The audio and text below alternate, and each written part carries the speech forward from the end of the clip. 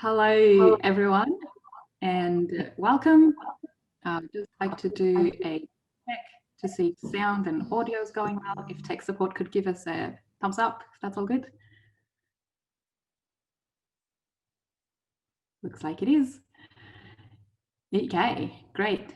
I'm Shabnam Safa, and I'll be your moderator for this special Solidarity Assembly tonight.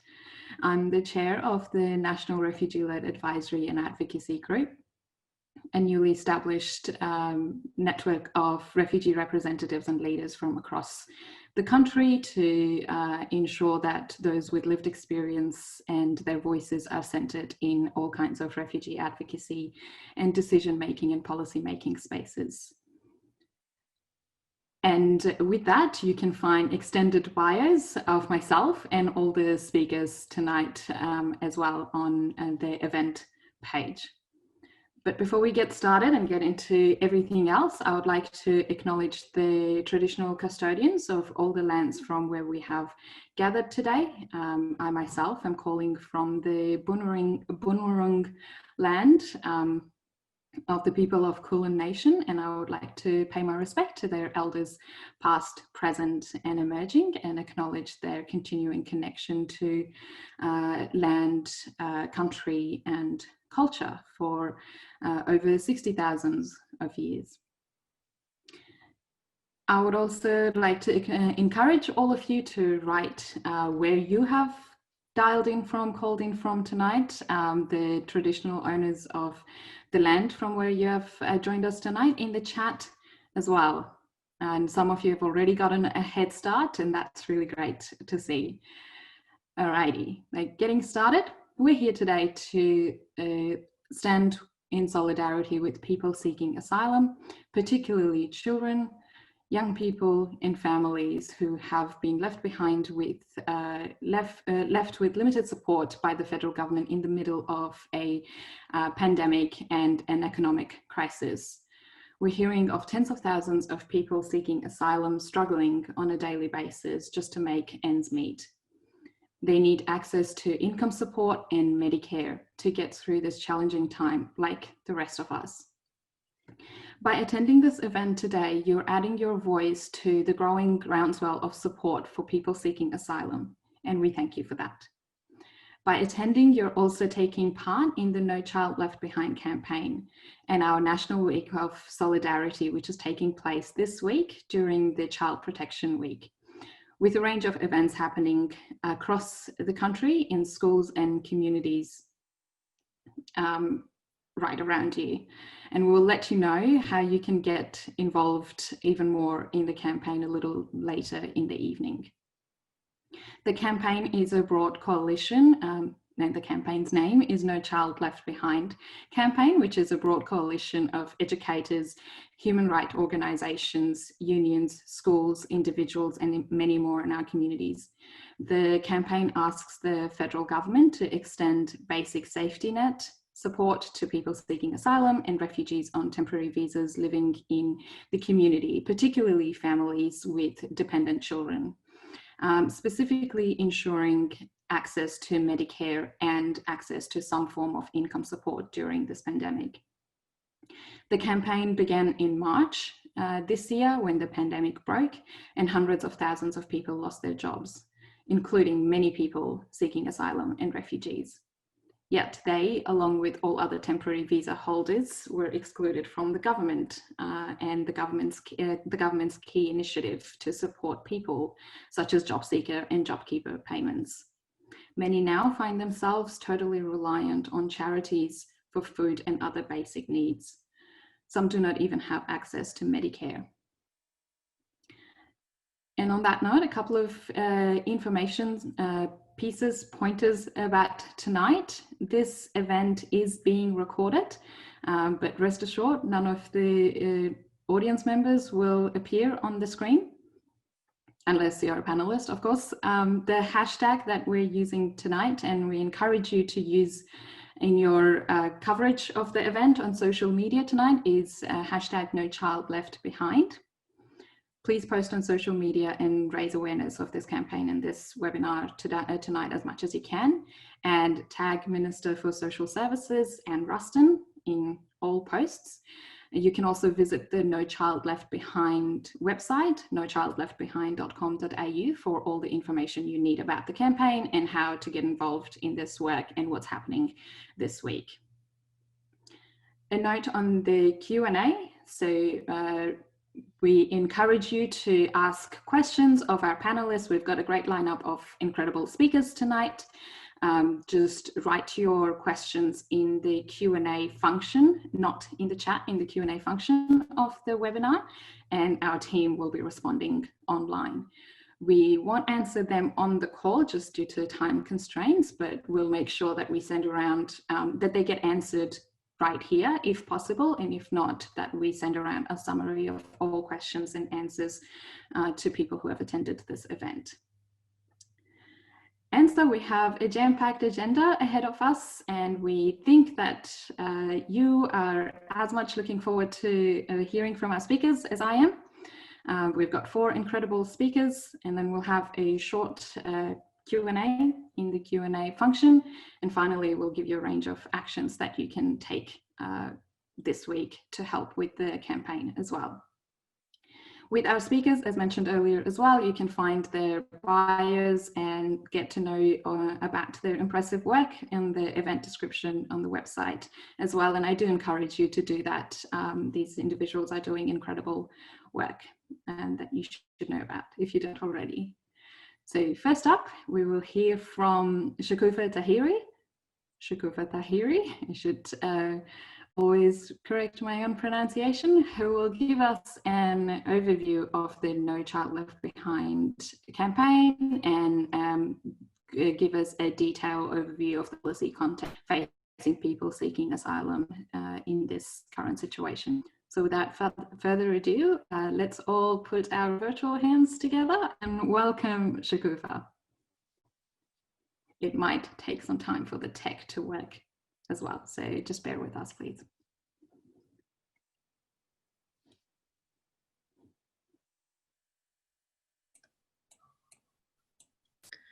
Good evening, everybody. Thank you so much for having me.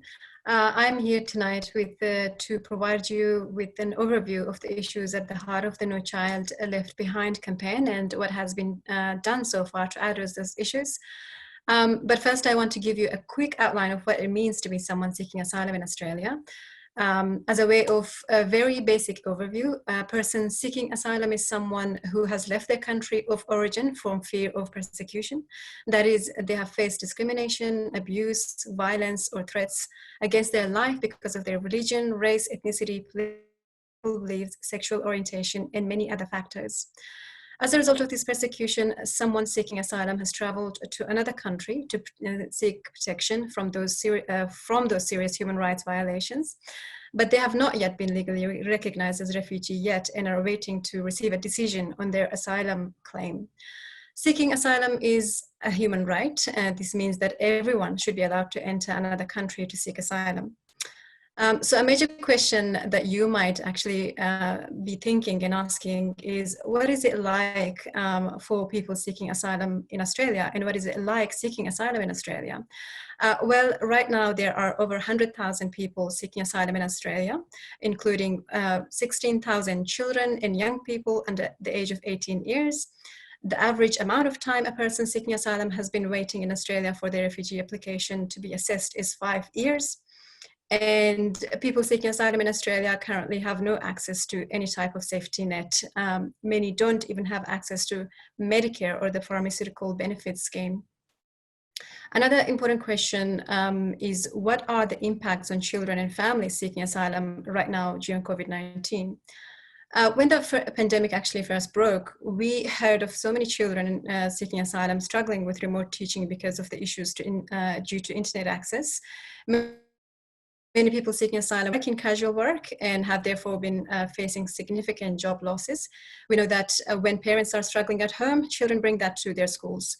That is why we're actually working really hard with educators, parents, and students and members of the general public to raise awareness about these issues.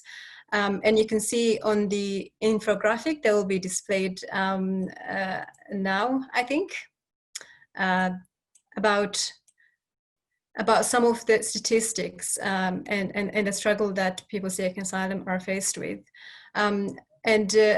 Some of the key statistics and facts tell us that there are around 16,000 children and young people seeking asylum provided with no support during COVID-19.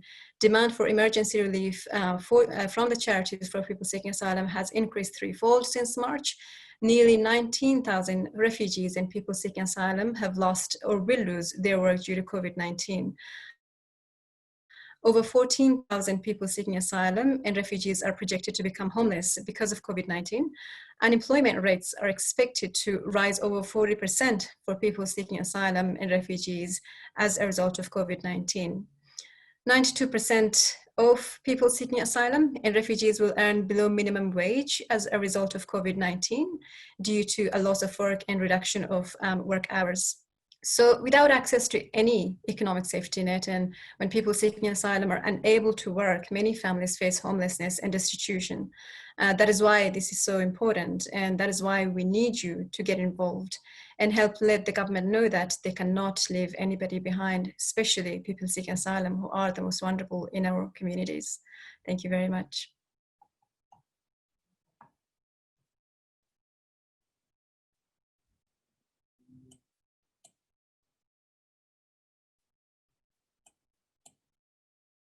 Great, thank you, Shakufa. And we've realized that there will be a bit of a lag between the panelists and the speakers switching as well. So please bear with us. Once again, thank you, Shakufa, for providing such an insightful overview of the current issues, and dare I say, for painting such a grim picture as well. We originally advertised this event as featuring a young woman called Sandra to share her direct experience during COVID-19 as a little bit disappointing for us. She has managed to secure some work this week and won't be able to join us. Fortunately, though, we have just today launched a video for the campaign featuring a woman called Fatima and her family, and looking at the impact of COVID-19 on her and her family as well. Fatima lives in Sydney, and both her and her husband lost work as a result of COVID-19, yet were unable to secure any support from government, and are now entirely relying on charities. So we'll play the video if tech works. So, just sit back and watch.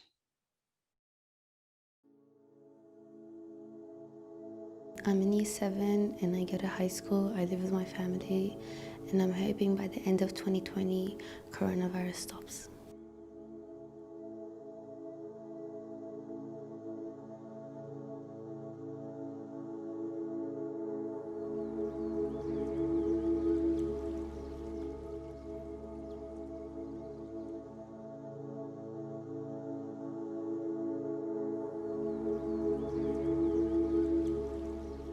I'm a mom of 4 kids, 4 children. Australia is very far away from our homeland, but it was the most peaceful one for my family. My partner was working, was doing 2 jobs, but when the pandemic, the period of the pandemic, they stopped the cleaning, so he had just the construction work. What a family of 6 people do without any income? I don't want to say here that money is important, but we need money to survive, not to live, to survive, to pay our rent, to pay our bills, and to pay our food. That's all. I hate myself when some of my kids ask me, something, and I can't do nothing for him. I really hate myself. Sometimes I send my kids without a lunchbox because I haven't money to pay for the lunchbox. So we did the work online, but first week it was a little bit hard for us because we haven't computer at home, and I was doing the littles one school online by my phone, and you can imagine how stressful it was for me, at least. My daughter has a bad result for the first semester. We get no support from the Australian government. I came here to Australia not to ask for charity. I came here because I want to do something better in my life for me and for my family. I hope that Australian government treat us like human people. My dream is to be safe and peaceful with my family. That's all what I dream of. Still, I want to be an Australian. I need to feel like in stable situation, in safe situation, in peace situation. It was and it's still very hard.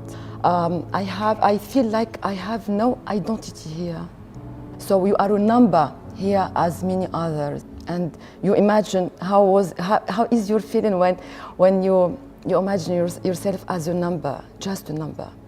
Not having our visa after 3 years, that's a lot. Yeah, I feel broken, really. I have one dream. I dream the day when the government will accept and agree to give us the protection visa. It will change all our life, really. It will be something that changes all our life. There is an amazing community in Australia.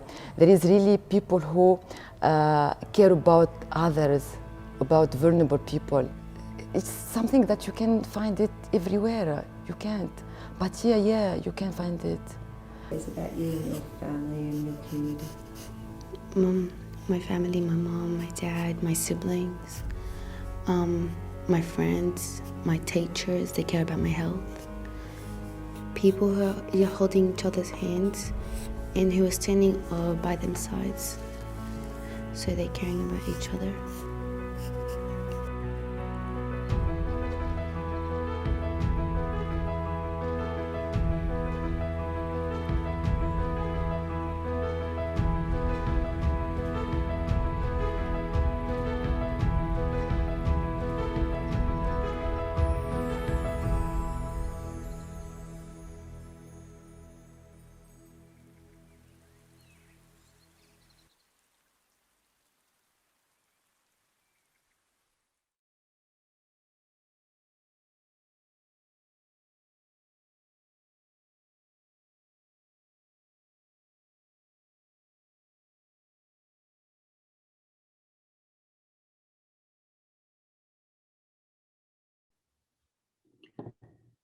Thank you to Fatima and her family for sharing their story, and through that, the stories of many others in similarly precarious situations right now. Our next speaker tonight is Edward Santo. Edward has been a Human Rights Commissioner at the Australian Human Rights Commission since August 2016. He will be speaking to us tonight about the situation of people seeking asylum and refugees in Australia and the work that the Commission is doing in this space as well. Thank you, Ed. Thank you very much, Shabnam. I'm coming to you from my home in Sydney, and acknowledge the traditional owners of the land that I'm on, the Gadigal people of the Eora Nation. Listening to Fatima, I was very moved, and I did reflect that people like me who have come to Australia much more recently perhaps have not been on the whole, nearly as welcoming as the Aboriginal and Torres Strait Islander people of Australia have been, perhaps have had to be, over the 200 plus years since Europeans arrived here. It's an honour to stand in solidarity with all of you. People, I know that you are people who care deeply about refugees and asylum seekers. I know that many of you work tirelessly and often selflessly to support people seeking asylum here in Australia, and I pay tribute to the work you do and to your deep commitment. I want to start by reflecting on what human rights law has to say about this issue. The Australian government is responsible for protecting the basic human rights of all people in Australia. There are no ifs, there are no buts. The only eligibility requirement for human rights is our humanity. Human rights don't apply only to citizens or to people who have jumped through particular hoops. So fundamentally, we as a country need to make sure that everyone, whatever their visa status, has their basic needs met. This is especially important in a global pandemic when we can't move around the world as we normally would. And many people are especially vulnerable, either to the virus itself or the flow-on economic and social effects, as we saw so poignantly just now in the video with Fatma and her family.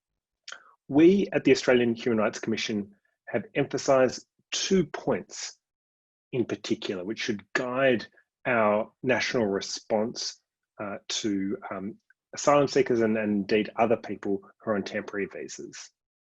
The first is that during the COVID-19 pandemic, it's reasonable for the Australian government to encourage and assist people who are not Australian citizens to go to their home countries if it is safe and reasonable to do so.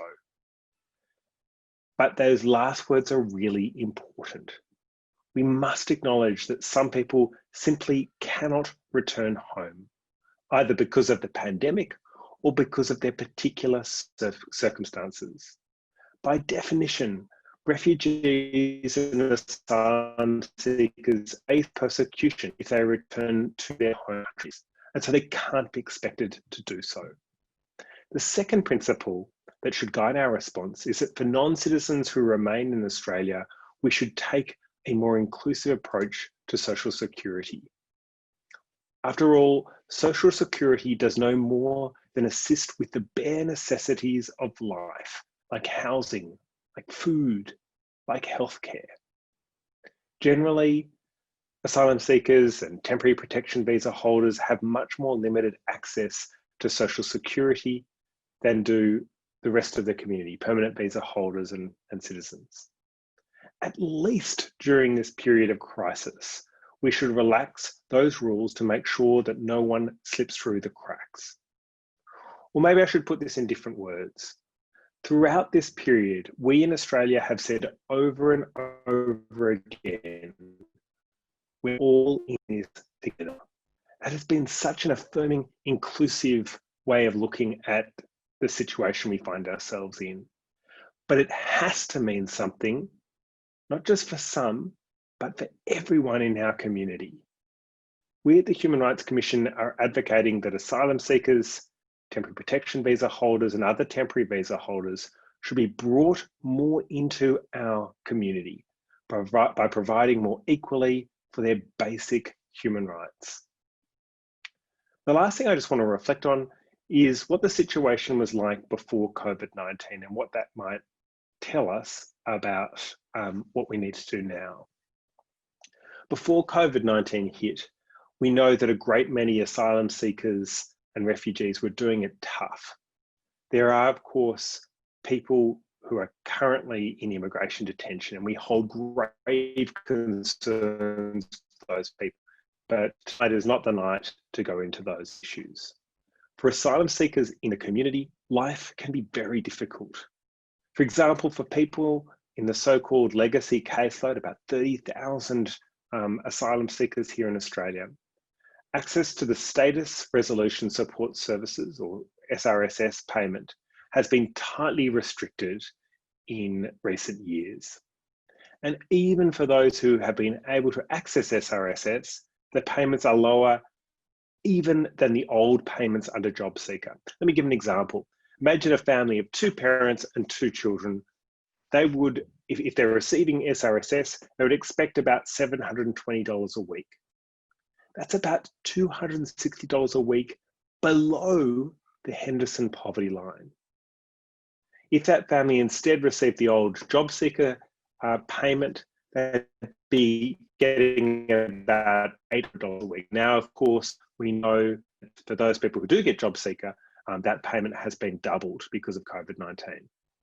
We at the Human Rights Commission have spoken and continue to speak with many families in this sort of situation. I'm thinking in particular of one family, 2 parents and their beautiful children. The father was very unwell. His experience of torture and trauma meant that simply getting through life was incredibly difficult, and he wasn't able to hold down a job. His wife, therefore, had to hold the entire family together, working, organising their kids, doing all of the admin that life in Australia demands. It was a struggle, but they were keeping it together. I can't imagine what life must be like for them now, and especially about their kids. How will they make it through this period of crisis without some assistance? My point is that life was already very challenging for many people on temporary visas in Australia, and especially for asylum seekers. Even if you're allowed to work, the unemployment rate is going up very quickly. And so let me leave you with this thought. When we say that we need to make sure that we are all in this together, we must truly all be in this together. We must truly make sure that no one is left behind and the basic human rights of everyone in Australia are provided for. Thank you.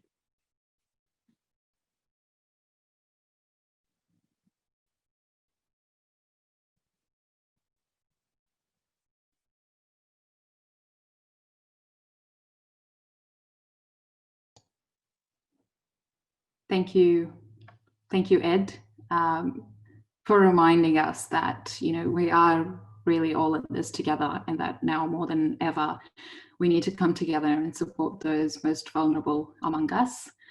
The virus does not discriminate on visa status or citizenship status, and neither should we and the government in the support as well. Now, before I introduce our next speaker to you, I would like to remind everyone that I think we may be good for that, but due to time constraints, we won't be able to have a live Q&A session. However, if you've got a question that you would like to put forward to the panel and the rest of the team, please do write that in the Q&A function. And we will also send around some of the responses if we can't respond to them online right now here after the event as well. So please do get interacting. Our final presenter for tonight is Hani Abdil. Hani is a writer and spoken word poet who fled the civil war in Somalia at 16, forced to leave her family behind. She made her way to Australian waters by boat and was detained on Christmas Island. Hani is the author of I Will Rise and an honorary member of PEN International. Please welcome Hani.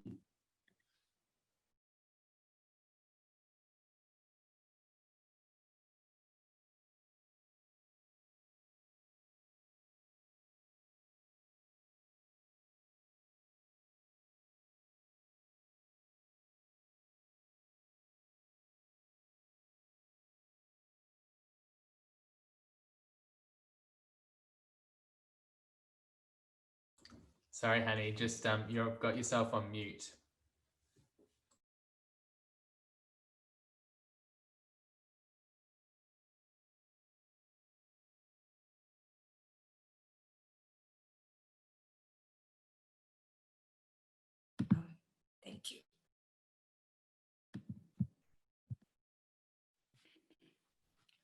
This first poem is called Home Far From Home. I am from a nation of poets, from Hadrawi to Ma'adat to Warsan Shira. I lived in a Loma land with a camel hates. I remember how the laughter of the neighborhood rippled through our bodies. Daily, we danced with the memories of our ancestors. Hope felt like a grounded cardamom, and the raindrops on a dry earth. But time has changed. I left with a broken tongues and eyes, watching civilians disappear on a desert plain. As a youth, we are product of a conflict. Our choices were limited. Our homes were abandoned, and every day was a burning fire. Beneath my feet, continent to continent, an opal-hearted country. Now I'm one you unwanted beings. I've come to love you, sunburned country, even though you're a land of injustice, time to time, my new home, far away from home. Between rigid policies ruled by border protector, who waste millions to imprison my brain, even as I walk free. You can lock all the birds through the dust of words at them. You can freeze them with fear and erase their past. But I have a heart full of birds and stars, a new home far from home. And those winds I fly in looking down on captivity. And those who have not been in my shoes will never understand. I've come to love Christmas Island, where the seas were clear, the birds swapping the paddles, where the crops migrate proudly, painting the streets with their orange packs.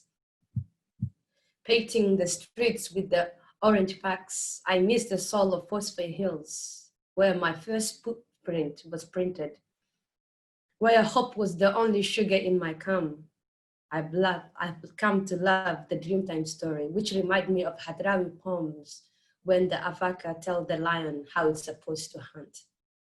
I pay respect to the traditional owners of the land. We are lucky to be part of the oldest culture because I know how traditional small, the test of belonging. Through my lens, I can see my ruined history, maybe my destinations.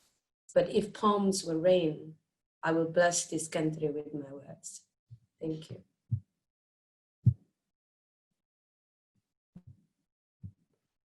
The second one is called The Dream of Tomorrow. Hope is the dream of tomorrow. Hope is the bright and shining light that keeps us away from darkness. Hope is a gentle, cool breeze on a summer day.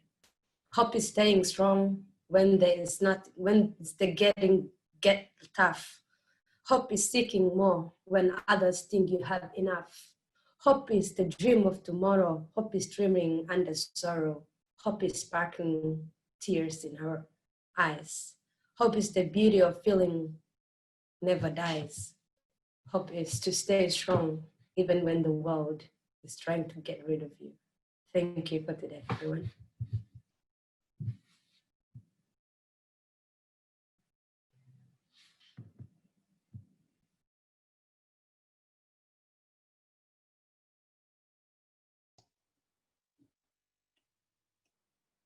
Thank you, Hani. That was incredible. That was beautiful.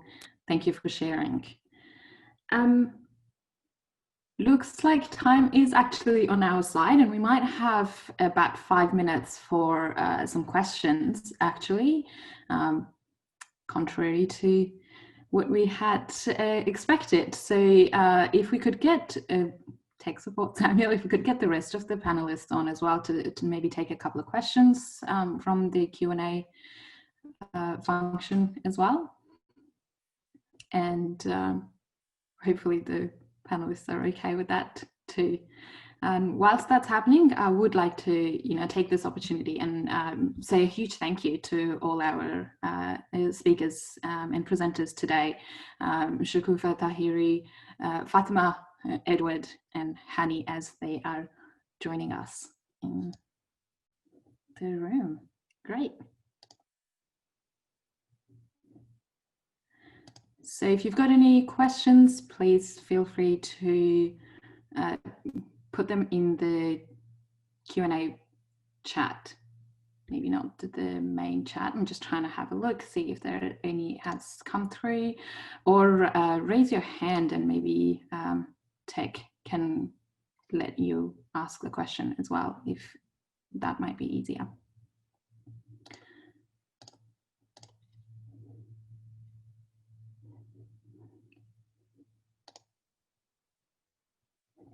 Great.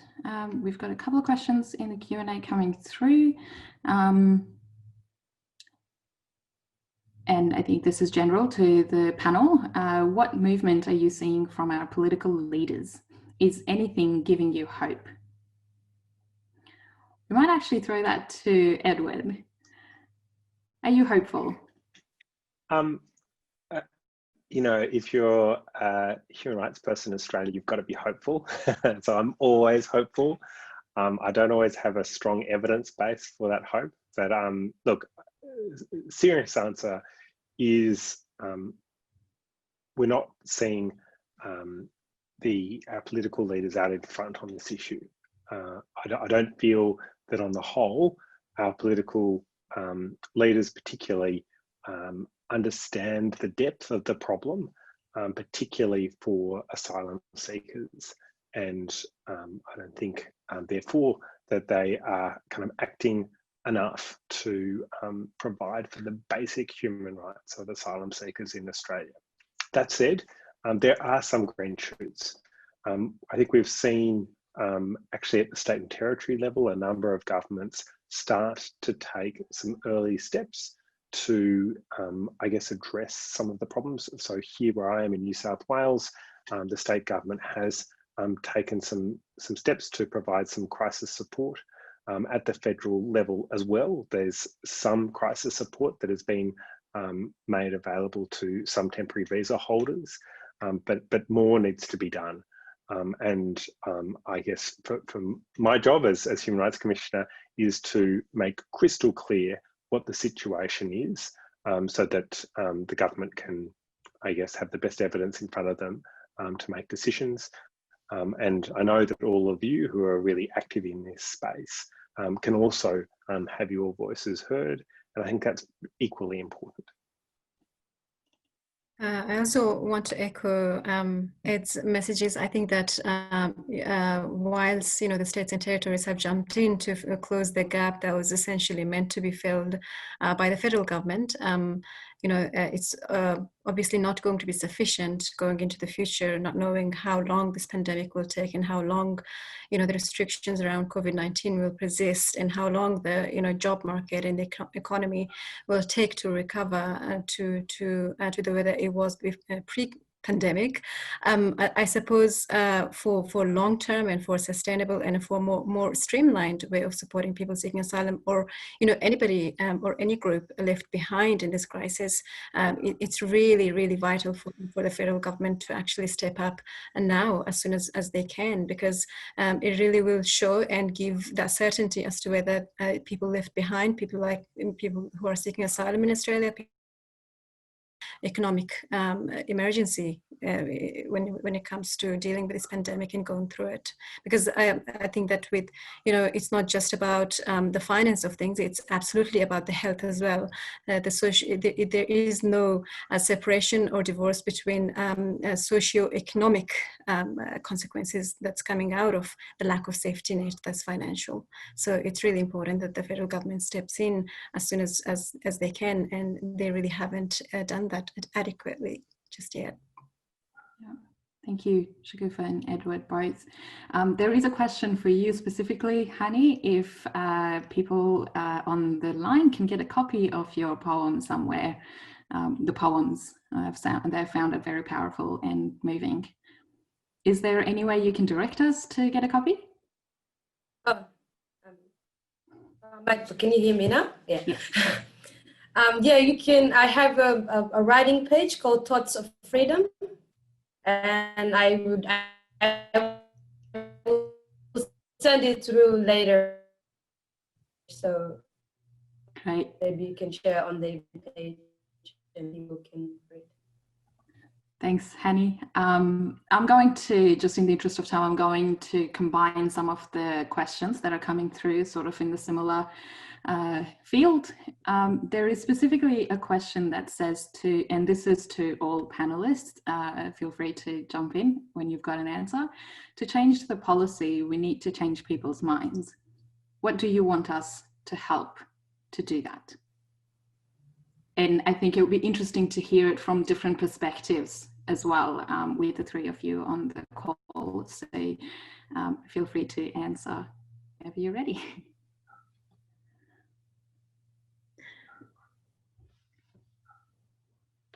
You go, Sharifa. All right. I think there are many things we can do as individuals, as you know. I think that stakeholders in our electorates, with the politicians and our parliamentary representatives and the federal representatives especially, actually owe us a responsibility, owe us a direct obligation to represent our interests, and that interest includes our views, our perspectives on people who are being left behind in the middle of a crisis, that is health crisis. So I think that there is a power that you hold that is really specifically you know, in your control. So get in contact with your representatives, your federal members, and ask these questions and ask them what they're doing in relation to people seeking asylum. What are, you know, some of the really practical steps that they're doing to address the large gap that is actually left open by the federal government and for people who are falling through the crack and have no other voice to raise their voices. And so in that sense, you can be great advocates, but also I think that there is a lot of effort being put into movements like No Child Behind campaign. You know, advocates are putting all of their time to come up with a very structured way of sending messages to our politicians and our decision makers. So get behind the campaigns, and I think that echo the calls that is being made by the campaign currently that we're running. I think we need to look at history to learn some hard lessons. Here in Australia, social change is really hard. It almost always takes a very long time, and it requires a huge amount of effort from a lot of people. We've seen that in a range of areas. In my areas of responsibility at the Human Rights Commission, we've seen it, for example, in marriage equality. We've seen it in other really important areas where people, for example, have suffered discrimination over long periods of time and now have had that recognised and starting to be addressed. So those things are really important. What it starts with usually is finding like-minded people to talk through the issues, to develop a clear vision of how you think our country could be improved. But it can't end there. You can't just talk only with people who already agree with you. It's very important to have conversations with people who, at least initially, don't share your worldview, who are initially perhaps in disagreement with you, and to listen. I mean, a conversation genuinely, you can't be on transmit the whole time. You also have to be on receive. You've got to listen to what their concerns are and engage with them. And I think little by little you see change. You see people change their minds, particularly when you can explain how this isn't just some kind of fringe concern. This is something that matters, should matter to everyone in Australia who cares about basic dignity. There's about 2.5% to 3% of the Australian population is Indigenous, and the rest of us, one way or another, came here in relatively recent times. And the vast majority of us needed support. I know my own family did, and we can't lose sight of that.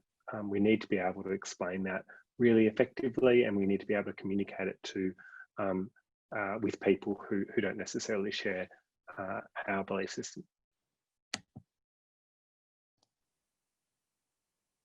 Thank you, Shakufa and Edward. Hani, did you have any words at all? Feel free to say no. Yeah, perfect. I think because I think like a lot of people in the world, we always talk about change, and I mean like, but like we can't change policies if we don't want to change the system that create the policy. Like, you know, you have to change the roots of the policy and the roots makers, like, you know, and I think like, and as Ed would say, like, this is the conversation that we have to have with the people who don't agree with us. There's no point of like, you know, talking to someone who already knows the situation. It's about actually going out to people who doesn't know the situation and being like, hey, this is the story, like, you know, let's make a change.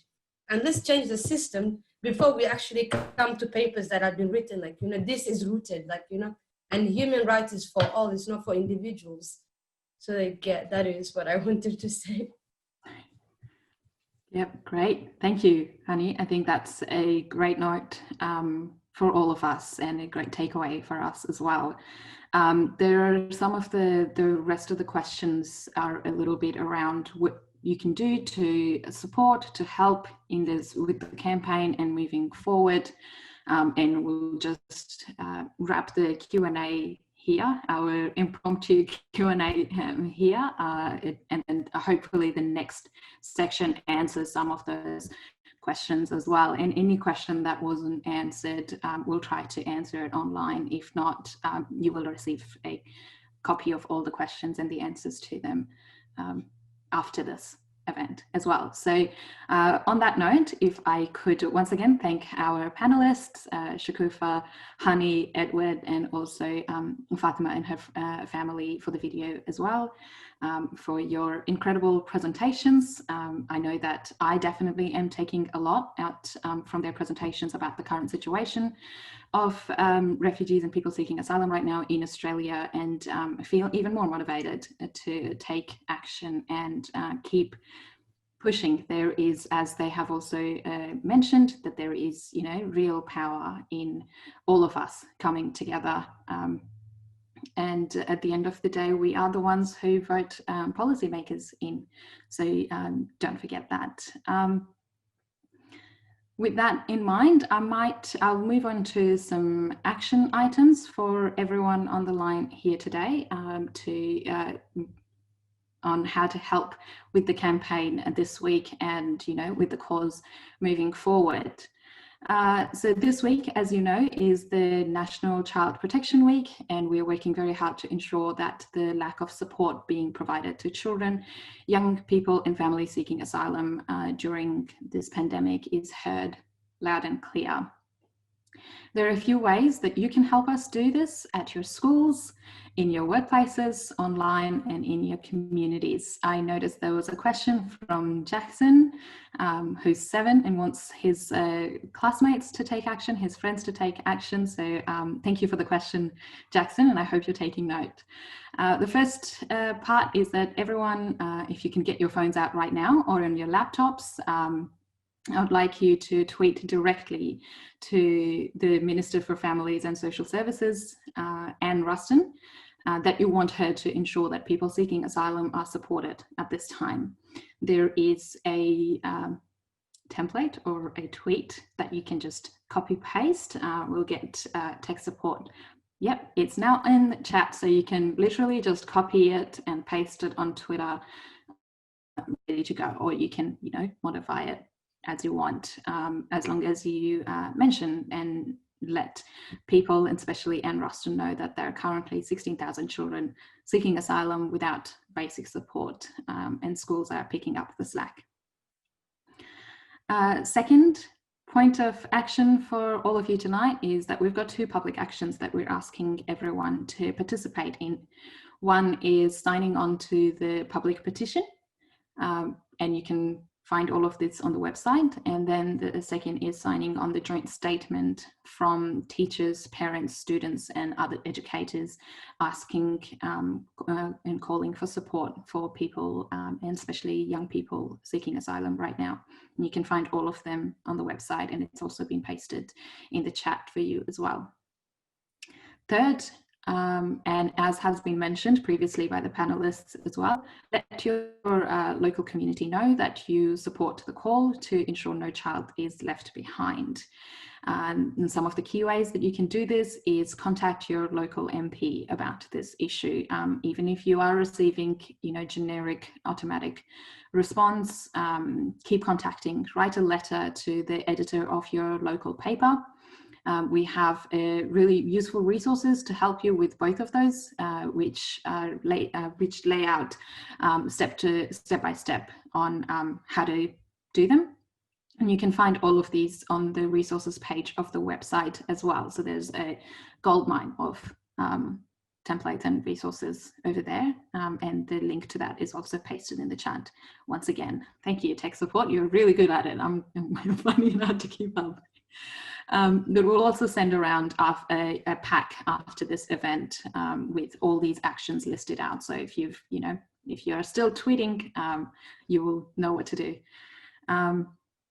And with that, and on that note, I would like to once again take this opportunity to thank the panelists and presenters, but more importantly, thank all of you for turning up tonight, for joining us, and hope that you found this session informative, eye-opening, and most importantly, motivating to a motivating solidarity assembly, and motivating you to take action. We hope that you continue to stay involved in this campaign throughout the week, but also with the cause beyond. Feel free to check out the details and the bios of the speakers and the work that they are involved in, and how you look up how you could support their work in this space. And also do check out and look around the No Child Left Behind website as well. And yep, once again, if you have RSVP'd for this event through the website, you will receive all of this information in your email inboxes as well. And on that note, have a good night and stay safe. Thank you.